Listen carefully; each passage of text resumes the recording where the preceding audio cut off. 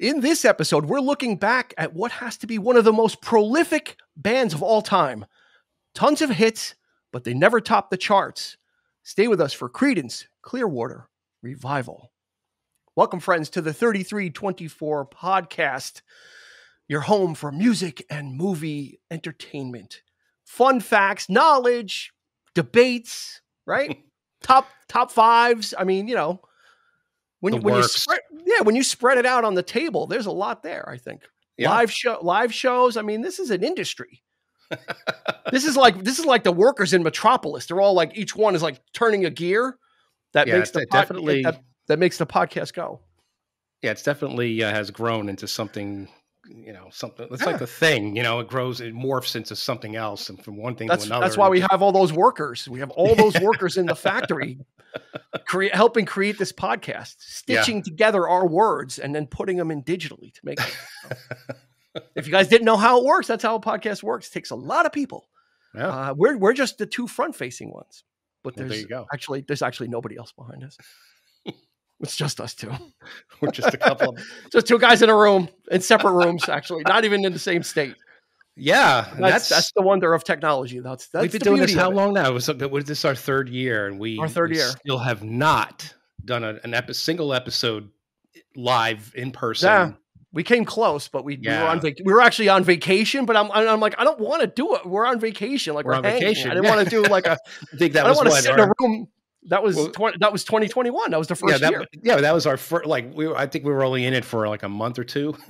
We're already on vacation.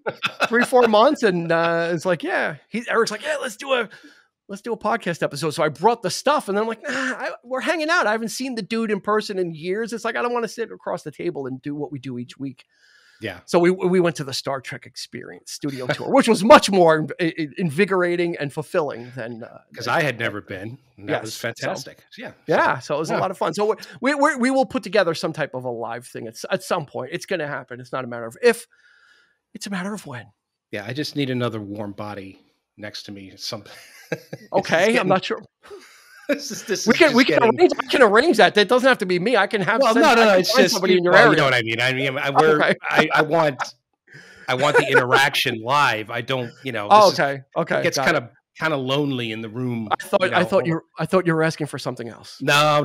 Said you want a warm body. Get your mind out of the gutter. I didn't say anything. Everybody will read into it what they will. So before we get too far afield from what we're doing. This is going to be one of those overview episodes because originally, when I reached out to Eric, I'm like, hey, Creedence. Yeah. There's two albums. Let's kind of circle around these two particular albums. And he's like, yeah. And then I'm kind of looking at it, I'm like, yeah, you know what? There's a story here that there's an overarching story about this band and a couple of different threads.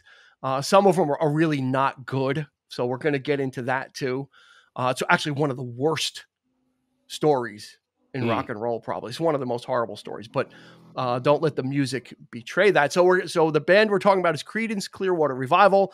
They were active only for 4 years. You're going to have to keep this in mind. This is going to be a very important stat.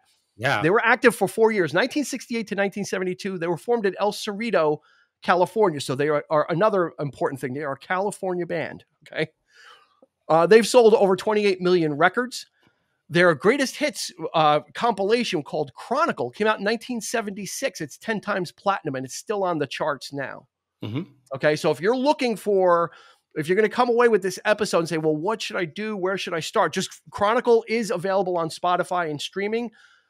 So just find Chronicle, and it'll give you, that's where I started actually. Oh, sure. That's the only thing I ever had. Yeah. Before that, it was just kind of like that. That gives you the overview and it gives you a really good jumping off point. Mm-hmm. They had 14 consecutive top 10 singles. And a few of those were double A sides. Mm. So for instance, like Down on the Corner was a top 10 single. The flip side of it was Fortunate Son. So that's a double A side. Yeah. Looking Out My Back Door with Long As I Can See the Light. Another double A side. So they were pretty prolific here. But oddly enough, they never hit number one. Crazy. They never. So with all those 14 consecutive top 10 singles and some were double A sides, they never hit number one, but they had 5 number 2s. Oh. 5 times they hit number 2 and could not get that one. Wow. Could not push through to the end, which is crazy. Crazy. Yeah. Another incredible stat: 5 consecutive top 10 albums. 2 of those hit number 1, which was the 2 that we were talking about doing, Green River and Cosmos Factory. You're saying, well, and then if you go back to the original stat of, well, they were active 1968 to 1972. How did they have 5 consecutive top 10 albums? Well, because they released in 4 years, they released 7 studio albums, not compilations. And from 1968 to 1972, they released 7 fucking albums. That's crazy. Yeah. I've never heard of a band that prolific. That is the epitome. 3 albums in 69 alone. That's just insane. Yeah. Is that nuts or what? Yeah. I'll say. 4 years. Sometimes a band gets 1 album out in 4 years, maybe 2 if it's popular. Right. 7 albums, no compilations, no live albums. These were 7 studio albums they did in 4 years. Mm-hmm. So that kind of that Busy leads boys. you. Yep. Yeah. It leads you back to the 14 consecutive top 10 singles. This is what you call a very prolific and working band. Mm-hmm. This is, and they were 1993 Hall of Fame inductees. So that kind of rounds out the stats that we're going to give. That kind of tells you a little bit about the story of Creedence. Is 4 years, 7 albums. You're not going to see a lot of growth, meaning like when you look at the discography, you could take 7 albums by any other band and you'd probably see a change. You could take 7. You could take Led Zeppelin was what, 9 albums, 8 albums, 9 albums. Mm-hmm. You could see the change. You could take Yes. You could take Pink Floyd. You could take Fleetwood. You could take any band. 7 albums, you're going to see something. But because this was in such a compressed time frame, they're just banging them out, banging out hit after hit after hit after hit. So they had a formula that they stuck to, which worked, which also led to some problems. So just who is Creedence Clearwater Revival? You've got John Fogerty on lead vocals and guitar, his brother Tom Fogerty on guitar, Doug Clifford on drums, Stu Cook on bass. And these guys in one form or another had been kicking around since 1959. They were the Blue Velvets from 59 to 64. Yeah. The Gollywogs from 64 to 67. Yep. And then they finally got signed by Fantasy Records, and they were not thrilled with the Gollywogs name anyway. So they took the opportunity to name themselves Creedence Clearwater Revival. And what that means, Creedence, they had a friend whose first name was Creedence. Clearwater was taken from Olympia Beer at the time in the 60s. I guess their ad was like, we make our beer with clear water. And then Revival was them rededicating themselves to the project and rededicating themselves to the music. So hence you have Creedence Clearwater Revival. Interesting. Absolutely blows my mind that they came from California. Why? So here we go. You're leading us right in. So yeah. Why that's why I made such a big deal about it. So why do you not believe that these guys are from El Cerrito, California, which is northern? That's like near San Francisco. Right. So that's not even Southern California. It's not even LA. This is like Northern California or Middle California. Go ahead. This music is so steeped in blues and blues rock and swampy. And you would think that they hail from Florida or perhaps the Carolinas or, Alabama, Louisiana. Alabama. That's right. And wow. They wear the plaid shirts. They dress like farmers. Yeah. And you hit the nail right on the head. It was you could not peg a more deceptive, sound. Yeah. I mean, like a sound that just is regional. I mean, we're talking regional here.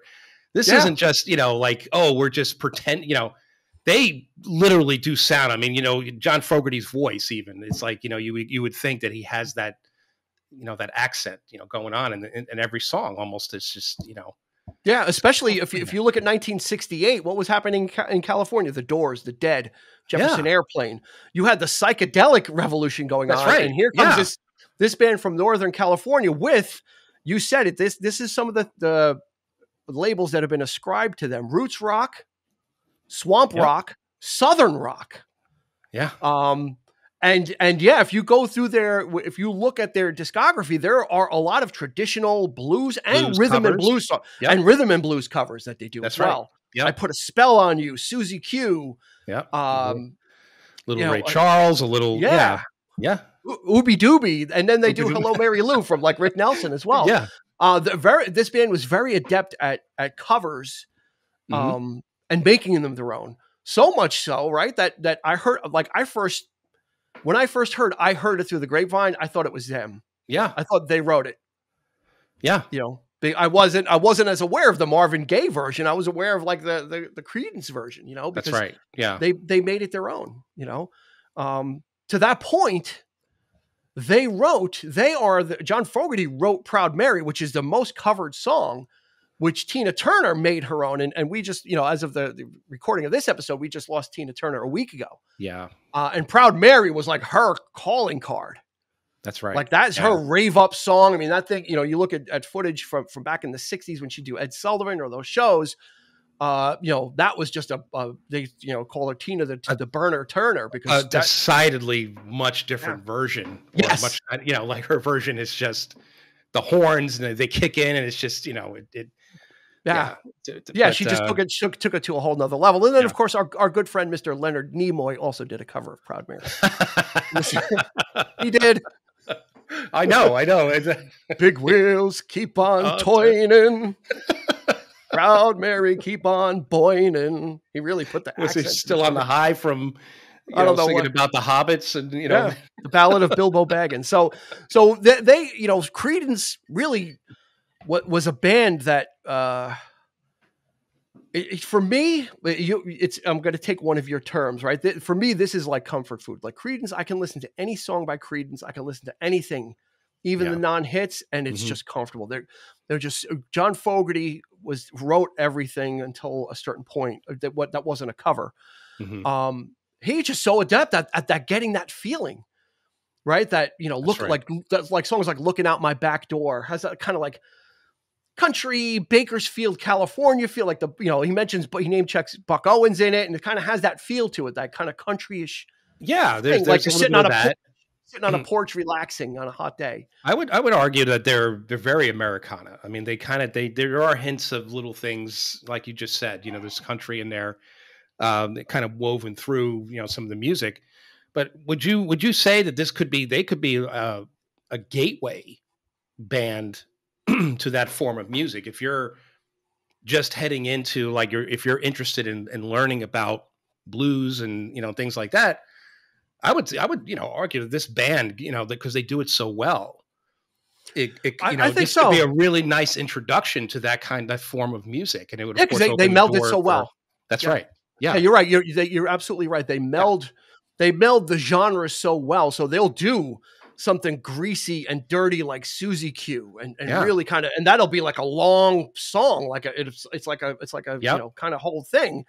And then they have got these short little things like Down on the Corner, where they're able to really kind of grab into genres like pop and kind of give you something quick and in and out, but then not forgetting their roots, and going to I Put a Spell on You and before you accuse me. I mean, they really go deep into that bag of some of that stuff, but also intersperse it with John Fogerty's great. He really had his finger on the pulse of something different in the 60s. And that's what made Creedence so unique as well, I think, is that they weren't doing anything psychedelic. There was, you said it was like Americana or American, very roots, quote unquote American music. This is what it was. It was just kind of straight ahead rock and roll. Songs like Traveling Band that they had, Fortunate Son, which became like a Vietnam era anthem. Yeah, that's right. Anti-war anthem. So that kind of helped put them on the map as well with that. And then they've got the most upbeat song about the most depressing thing, Bad Moon Rising. Hope you've got your things together. Hope you're quite prepared to die. But it is the happiest song ever about like Holocaust and like the world ending. And you don't even realize it. It's so catchy, Bad Moon Rising. Yeah, it's very prophetic. It's very like he's looking into something. It is awful, right? It really is. I see hurricanes and lightning. I see Bad Time Today. You Well, know, that entire that's when you asked me like, did you want to do either one of those albums, and I had heard, of course, I like them both. yeah, That's Cosmos Factory and Green River. I mean, if I would have probably chosen Green River, yeah, being that there's less hits on it, but that album to me speaks to like late September, like October, like the fall. Like a lot of yeah. the songs reflect that sort of that time of year, and Bad Moon Yep. Rising, of course, is on there. Yeah. But yeah, but you're right. It is decidedly It's weird. Yeah. It's different. like, Yeah. But horrible things, but it's okay. You're tapping your toes. Like, yeah, hope you are quite prepared to die. I'm like, what? Wait. we're in for some nasty weather. One eye is taken for an eye. Really, like he really kind of fools you. He's like, Bad Moon Rising. It's like, no, this is really a terrific songwriter, John Fogerty. Yeah, he really was. Yeah, and that's where where they kind of that became their how they were going to proceed. They had gotten signed to Fantasy Records. They had gotten a little bit of a go. And John Fogerty went to everybody and said, listen, we were all working in a gas station. And he said, I don't know about you, but I don't want to work in a gas station again. He goes, so we need to, he basically kind of from the beginning asserted control of the band, said, listen, I'm going to write everything. And he pretty much did almost everything short of playing he did everything but play the instruments that the other guys did. And his brother Tom was in the band too. Mm-hmm. But he just asserted just total control. He goes, we can't blow this basically. Yeah. So I'm just I'll take it from here. Was he right? Hence the he was 7 album stint. 7 albums is that's just a lot of creativity right there. That's just a lot of. That's a lot, right? That's a burst of creativity that you don't see. Especially from essentially one person. This was not a group. It wasn't like everybody had different songs on the albums. If it wasn't a cover, it was Fogerty. How many songs were written? How many of these songs that he had, written before even the first album? I mean, how many did were they? Yeah, they probably had Gollywog. They've been around since '59, so I'm sure they probably had parts and different variations of the songs. Yeah. It had to be that way. I mean, I'm sure imagine him just step it into just another writing stint. That's just a lot for anyone, It is. I would you would have to lock yourself away for quite a long time to get this many songs written, and then unless he's just that good.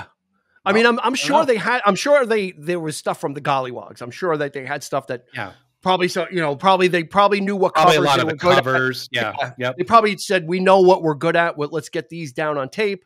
Mm-hmm. They probably had some of the originals as well, but I don't think he had 7 albums worth of stuff sitting around. I mean, there was, I'm sure there was some material that they reworked, but he also was just blasting. Yeah. This is just almost a diarrhea, for lack of a better term, of creativity.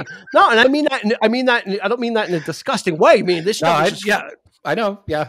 I've never heard of a group. I think Chicago might've been the only group that came close, right? They put out like 4 double albums in a row. True. But they didn't do 7 in 4 years. Right. Yeah. Not even the Beatles. The Beatles didn't do that. Not counting the compilations that Capitol did. Studio albums, maybe 2 in a year, they might've accomplished, but then it slowed down to pretty much 1 a year. Even the Doors, I think, did 2 in 1 year. Right. But 7 in 4 years is a pace that is breakneck speed. Mm-hmm. But that's probably became part of the problem too. Is they signed like I said at the beginning, they signed a deal with Fantasy Records owned by Saul Zaentz. Movie lovers might know Saul Zaentz as a producer. He produced One Flew Over the Cuckoo's Nest. Yeah. He produced Amadeus, so he's a very savvy businessman. But John Fogerty, to his I guess handicap, signed a horrible deal. He didn't know what he was doing. He signed everything away. He signed all the rights away to the songs. He didn't know what he was doing. They wanted that deal. So he basically signed away the fortunes of the band at that point but literally made a deal with the devil to get where they were going.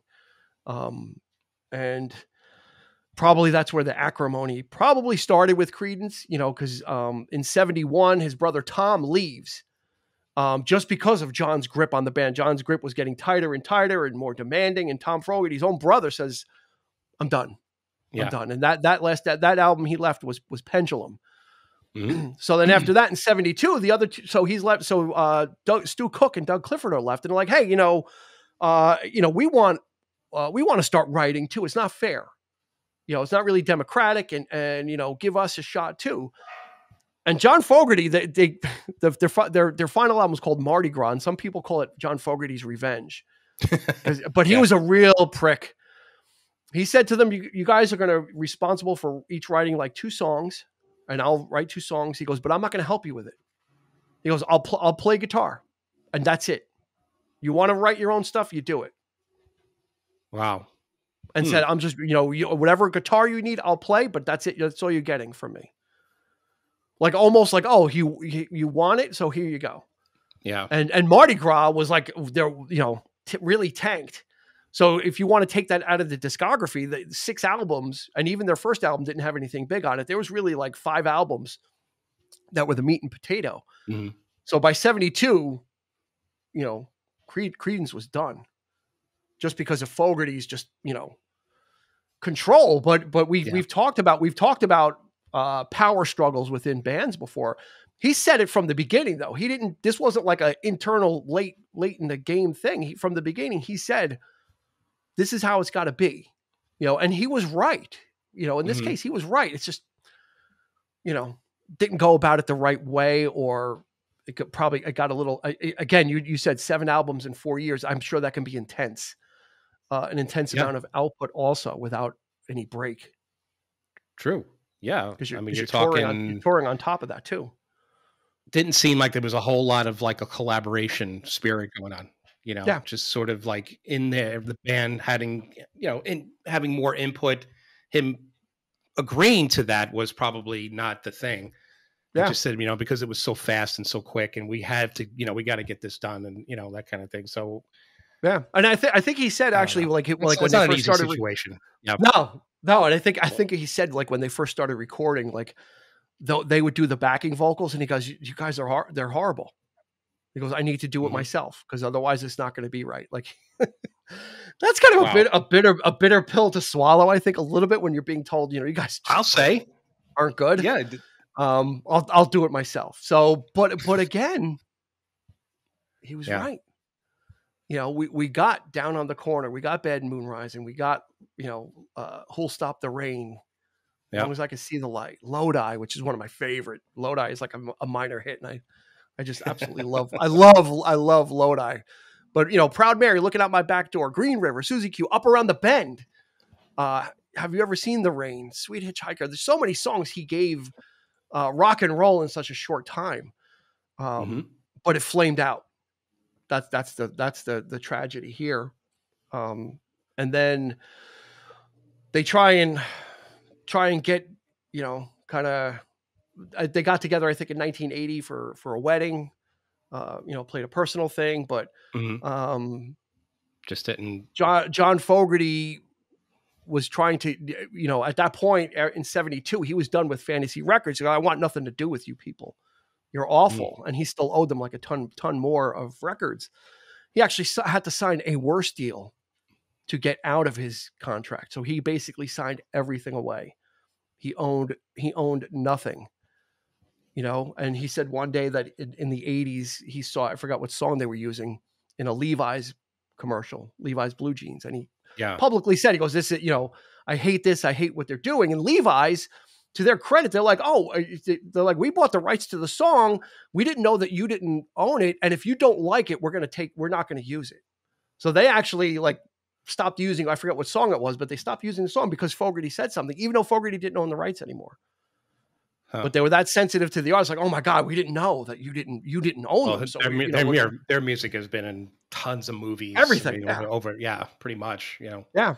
And he refused to play. So when he resurfaced in the 80s with his solo album Center Field, he refused. He would not play. He would not.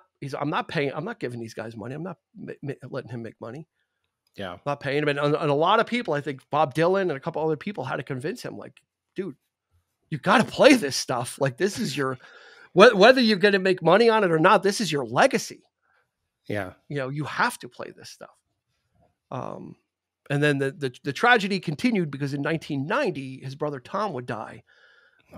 He got AIDS from a blood transfusion, actually. He was getting a back surgery or something. He got a blood transfusion. He got AIDS from the blood.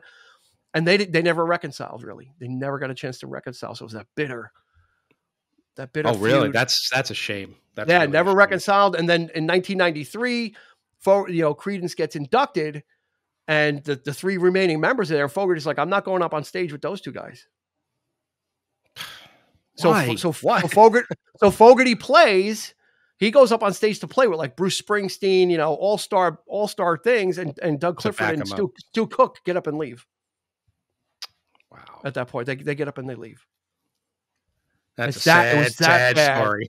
Yeah, this is probably the saddest story, because such a great band and made such great music that time and then Stu Cook and Doug Clifford formed a band called Creedence Clearwater Revisited. Because they're like, well, we're going to go out and we're going to play the songs that we're going to play those songs. We'll get a singer, and Fogerty sued to stop that, and he lost. They're like, no, you guys can do that.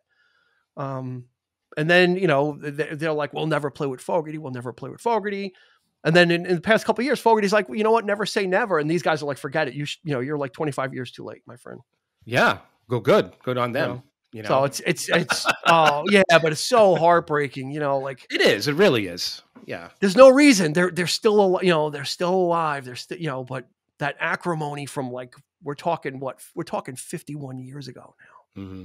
1972, and it was just that. What's the point of creating a band if you're not going to be a band? That's what gets me. Well, some people are perfectly fine in that role, right? Some people are perfectly fine being the drummer, and you tell me what to play, and I'm happy. I want to tour. I'm out.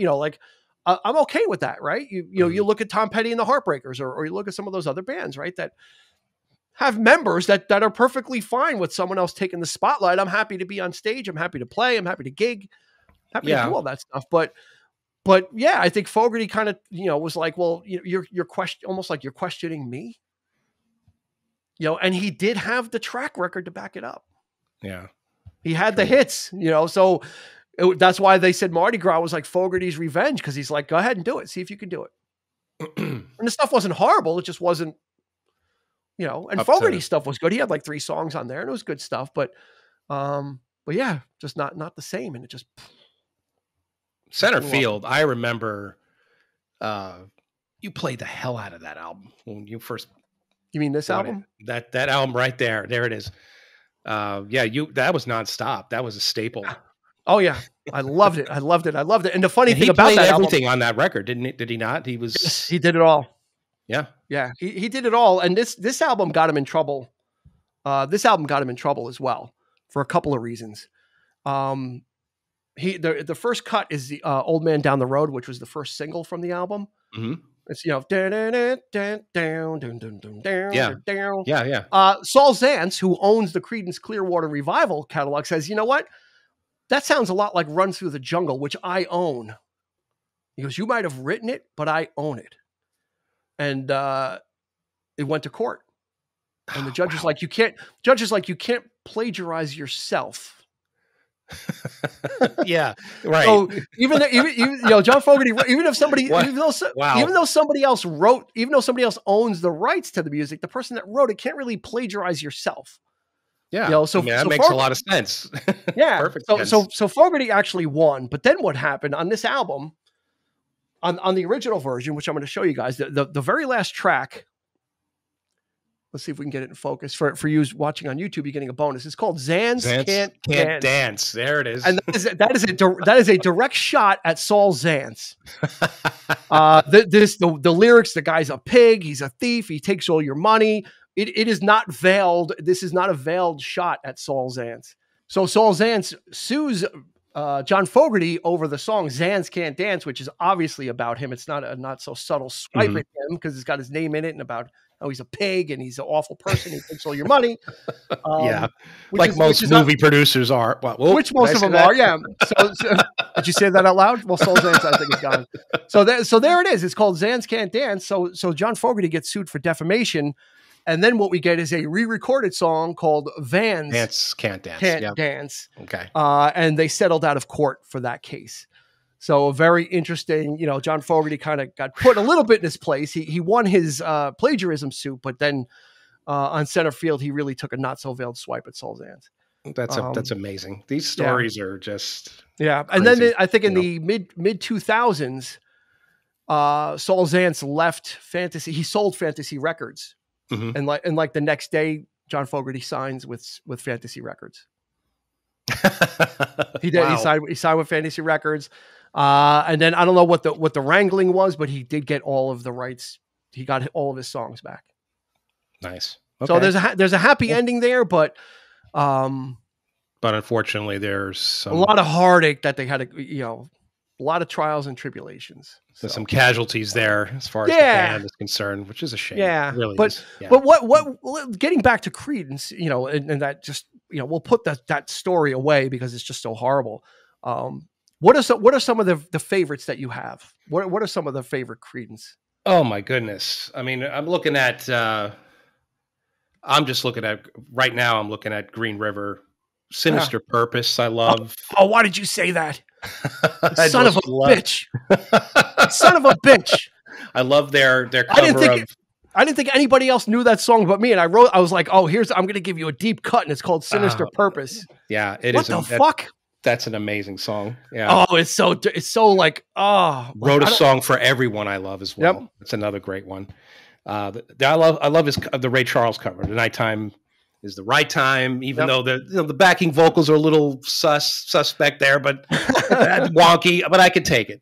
That's cool. Yeah, man. I mean, but like you said, we had the Chronicle. I mean, I played that a lot.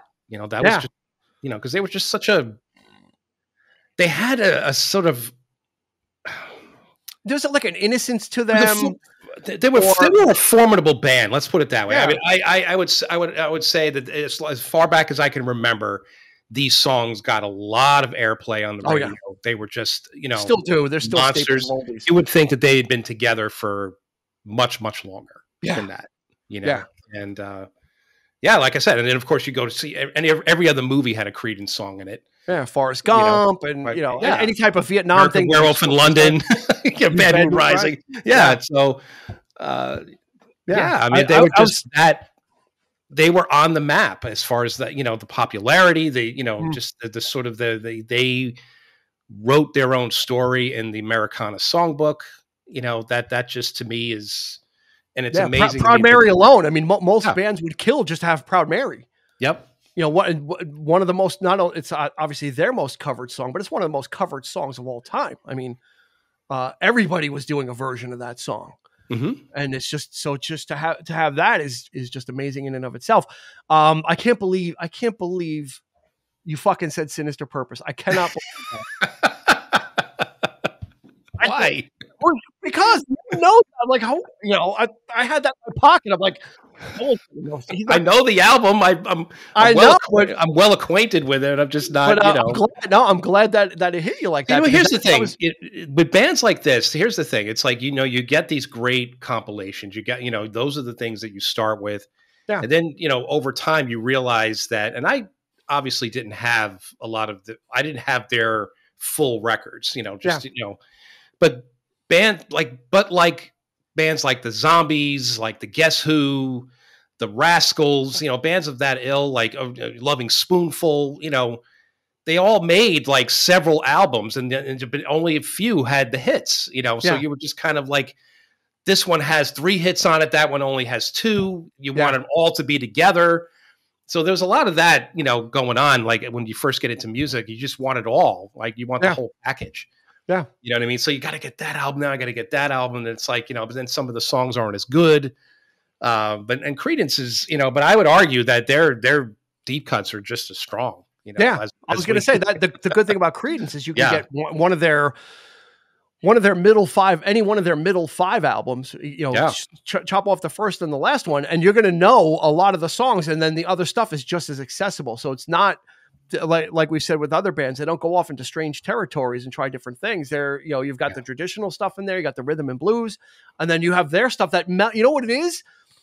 Their stuff melds so well with the stuff that they're doing. So it doesn't, when they do covers, it doesn't sound like they're doing covers because their stuff has a similar vibe to it. Although, even though it's not that traditional sounding per se, or some of them are, like Run Through the Jungle and some of the, like they do some of that stuff. Yeah. And it really does. Exactly. These albums flow, and it's like, oh, the covers don't stick out like, oh, they're doing a cover now. This is a updated version of this song. It's like, no, their stuff just kind of, it all just kind of melds together.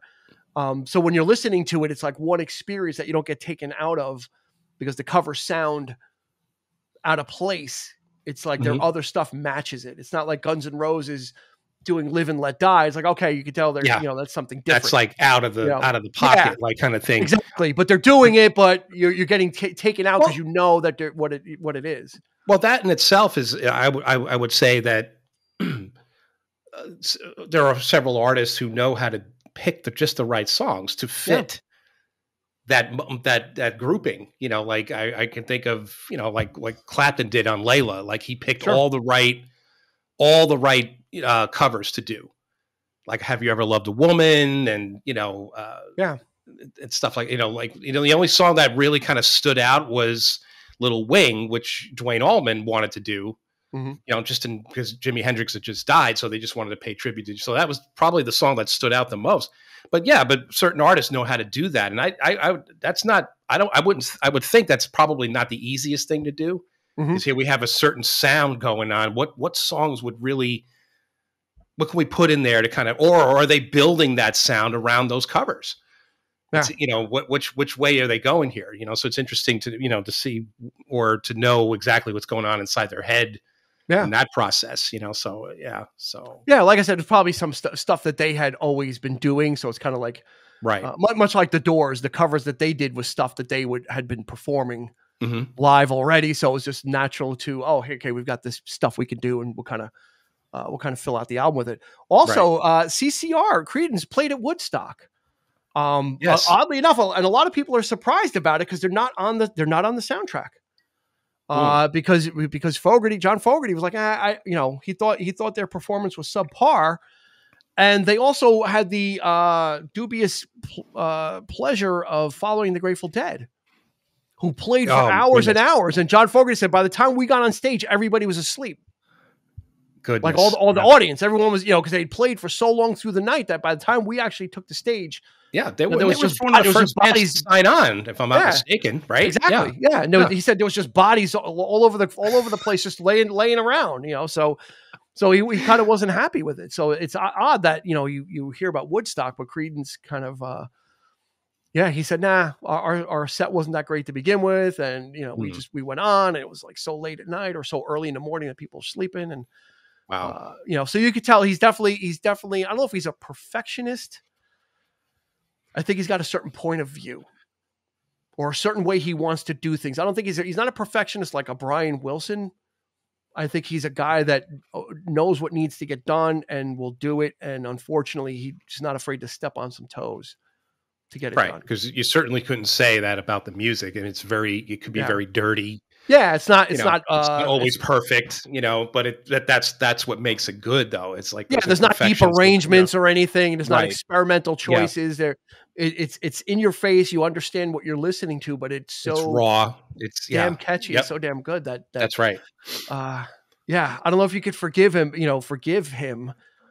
but well, you need to take the art from the artist, and this, we say that a lot. Sometimes we do say that a lot. Yes, we do.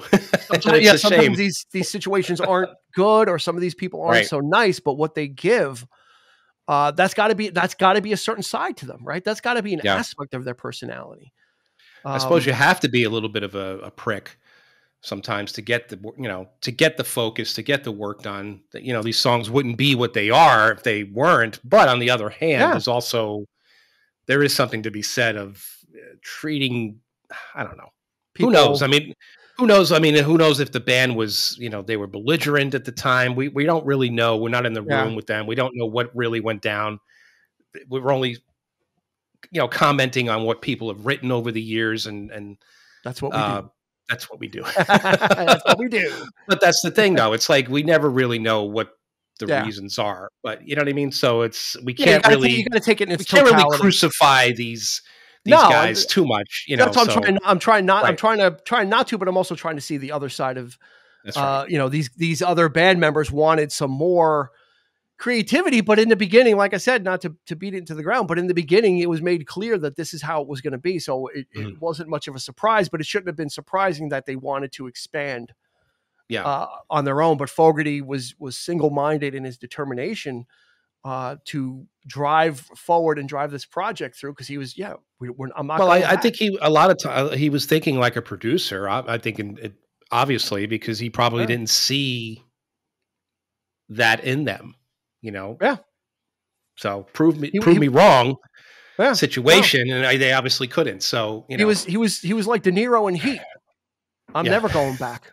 I'm never going back. Right? He wasn't going back to being a regular job type thing. He's like this, So I think that might have been the driving force too. Of we have to succeed. Mm-hmm. We don't have there's no choice for us but to succeed, because the alternative is not acceptable. Right.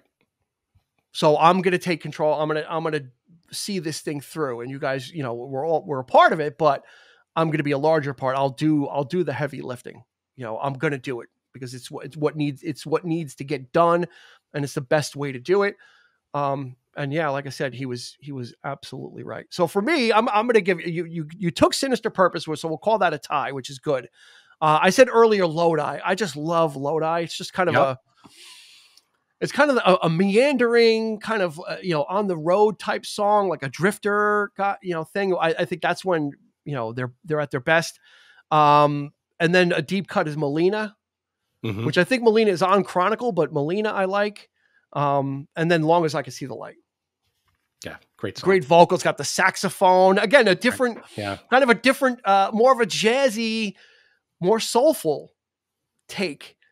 But Fogerty's vocals, we didn't really talk about that. He can handle it. He could wail. He's got that, that kind of thing. He could do the scratchy stuff like Traveling Band. He was really adept at putting himself into those covers and making them authentic, creating and not trying to using his strengths, but not trying to change them into something else. And like you said, that's why it blended so well, because his other stuff, he could sing tender stuff, he could sing ballady stuff, and he could go with the up tempo with the best of them, and get dirty and grungy, you know, which to his credit, the guy had tools and he knew how to use them.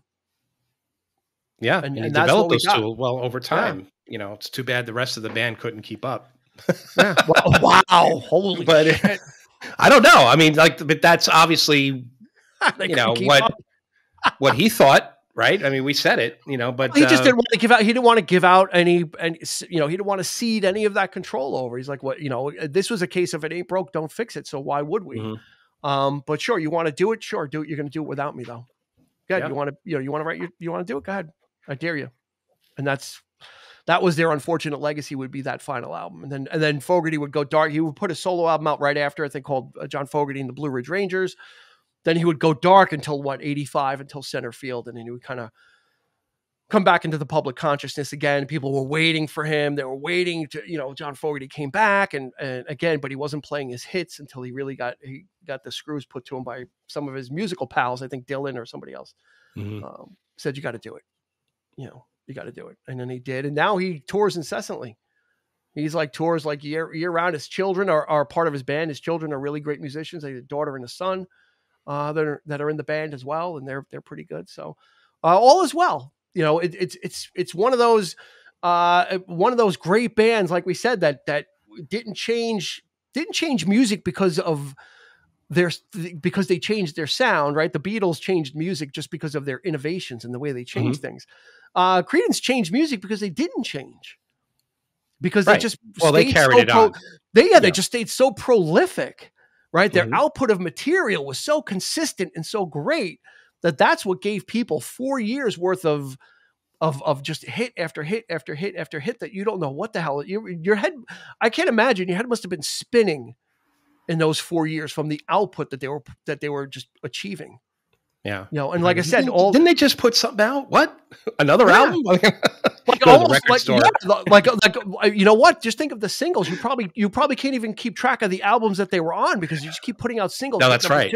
Number Yeah. two, number 3, number 2, number 7, number 8, number 11, like they were just constantly on the charts for 4 years. So it's a really an amazing tale of an amazing band that had a very short shelf life, but you would never know it. I think that's the moral of the story is they accomplished in 4 years what most bands don't accomplish in 10, 15, or 20. That's true. And the music, that music will never be, it's timeless. Absolutely. It would always carry forward into the future. There's still bands doing it now, playing that type of stuff. I mean, it's just, and I really hope that it stays like that. I mean, people want to change it so much and they want to do something different with it. But for the most part, I like the going back and hearing that, people carrying that torch. I think it's important. Yeah. And it's a special moment in time. Yeah. A special moment in time for music. Yeah. Yep. That they were doing something that everybody else was into the psychedelic thing, and Creedence was, as part of that scene, was decidedly outside, which made them very unique and gave us this great musical catalog. So we're going to recommend, as we're going to wrap it up, just go to your favorite streaming provider, look up Chronicle, Creedence Clearwater Revival. It's 20 songs, and you start there, and there's plenty more where that came from, and we will tell you Sinister Purpose is not on Chronicle. So you'll need to go to the album to listen to that. We're really going hard on that song, so you're going to need to go outside of Chronicle for Sinister Purpose. But it's going to be worth it. It's oh my God, this music is just so great and so worth your time, which is why after thinking about doing an album, like we can't, we just need to talk about their whole legacy because it was so unique and so short, but so intense and in depth. So that's going to do it for Creedence Clearwater Revival. Like I said, go to Spotify, check out Chronicle, their 20 greatest hits. You can find us on Instagram and Facebook. As always, we're there. And also we're on YouTube. So if you're watching us on YouTube, go ahead and give us a like and a subscribe. That will help us build our channel and build our legacy, our podcasting legacy, as it were, as well. So that will do it for Eric. This has been Dean, and we will see you on the flip side.